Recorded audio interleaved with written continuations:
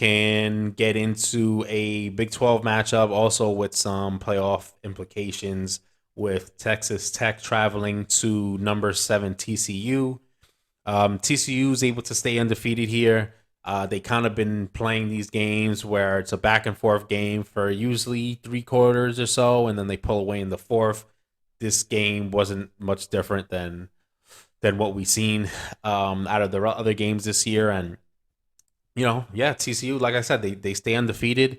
They put themselves squarely in that playoff conversation, especially with losses to Bama and other chaos going on, and yeah, they're pretty much the Big 12's, I would say, last hope at this point. The Yeah, playoff committee has been kind of disrespecting TCU a little bit by kind of leaving them lower in the rankings.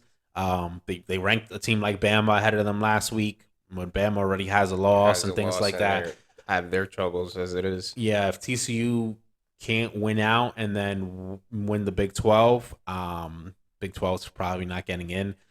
TCU, in a game that we'll preview, we'll be going at playing Texas this week, which they're underdogs in. So and their odds to win and get to the playoffs are lower than other teams that seem to be possibly out of it, like Tennessee and other teams like that are like, things will have to work Work a in their little bit in their favor. favor for them to get in. TCU controls their own destiny. If they win out, they're in. But Yeah. with the nature of the Big 12 and the way those offenses play, the back and forth kind of games that are going on in that conference, right now they're, like I said, they control their own destiny. But if you let Vegas call it, they're not It's a whole projected nother. to win out, so to speak.